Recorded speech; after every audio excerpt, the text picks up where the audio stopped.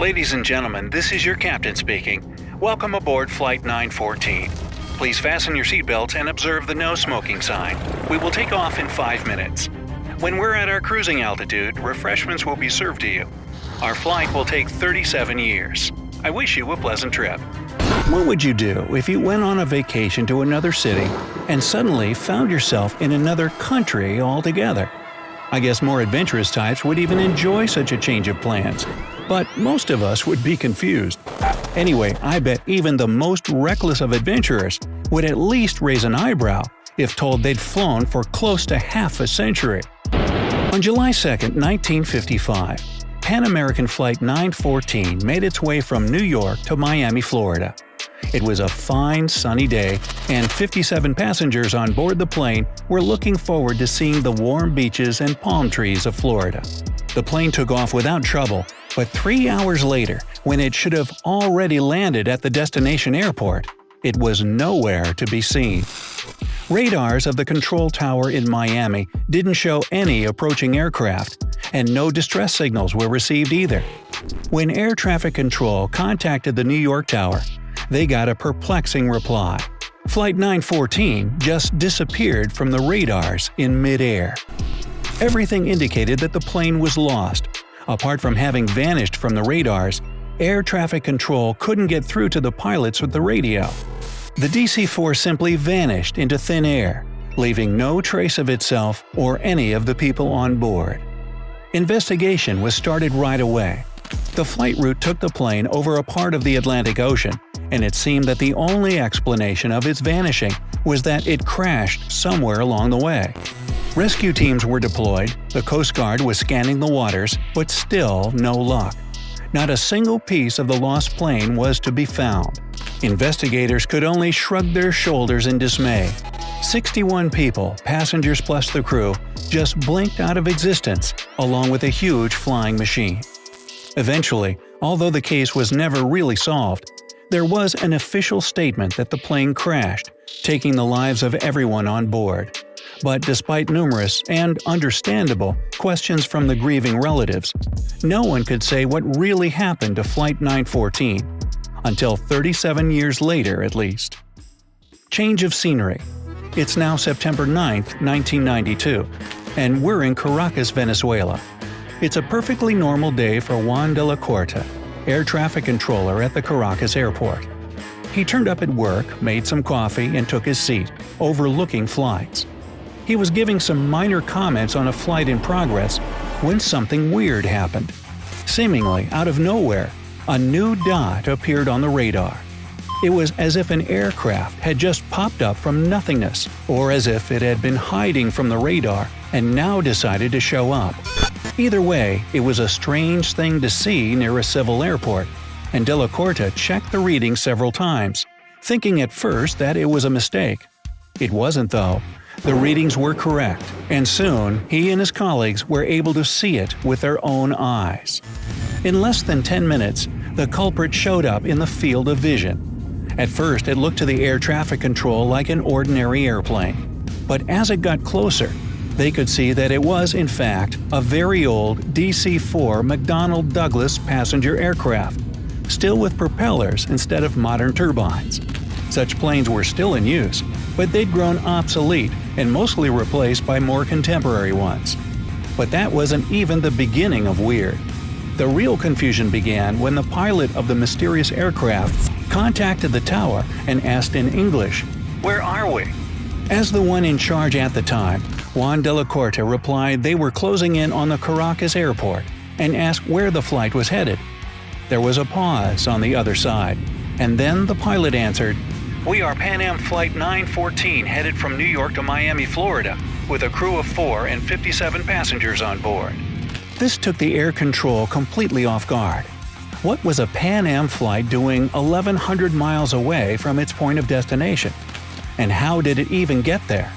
De La Corte was quick to ask a few more questions to the pilot, and what he heard next baffled him. The pilot said his flight was scheduled to land at the Miami airport at 9:55 a.m. on July 2, 1955. Now it was time for the tower to fall into silence.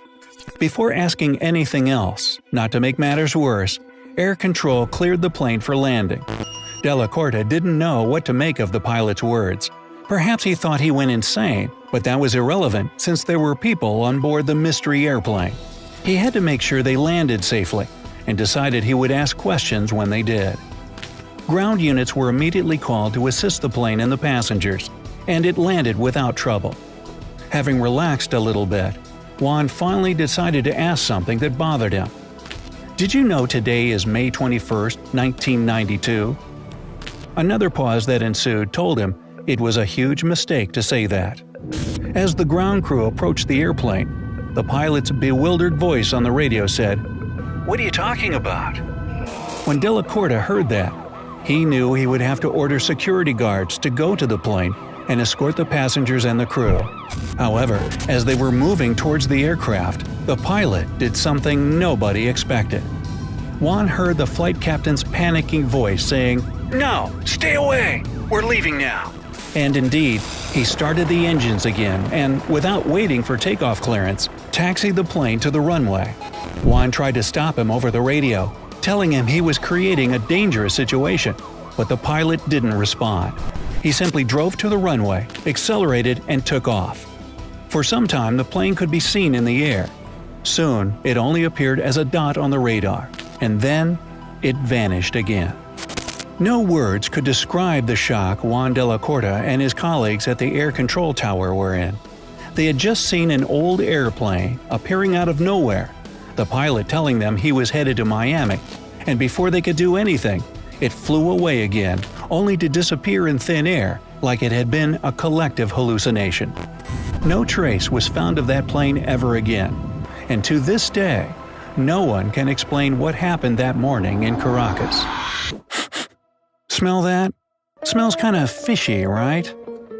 I must say though, there's much dispute about the credibility of this event. Back in 1985, a tabloid called Weekly World News was the first to cover this story. And yes, I just said 1985, 7 years before the most popular version appeared. Later, the same newspaper retold the story twice more, only with other details, and with 1992 set as the date of the time-traveling aircraft appearing in the future. The picture of Juan Della Corta, the air traffic controller in Caracas, also differed from the 1985 original, so the story was largely announced fake and it became sort of an urban legend. However, the legend still lives, and many sources retell it in their own way. Some even go as far as to say that the passengers of the plane eventually returned to their homes, and strangely, none of them looked a day older than 37 years prior, while everyone they knew grew old at a humanly pace. They say doctors examined the pilot, the crew, and the passengers, but couldn't find anything out of the ordinary. The people were healthy. Now this part doesn't look even remotely credible though, because no solid piece of evidence can be found about 61 people returning from a decades-long flight. I mean, come on, wouldn't they have run out of snacks?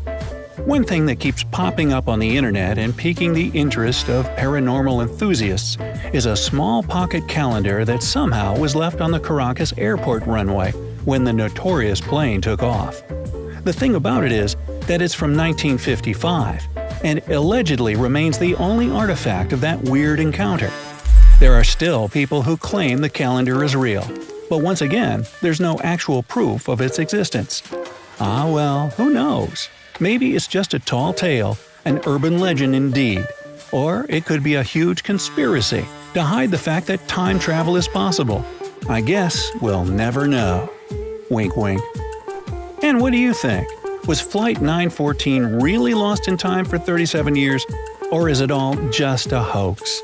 Let me know down in the comments. If you learned something new today, then give this video a like and share it with a friend.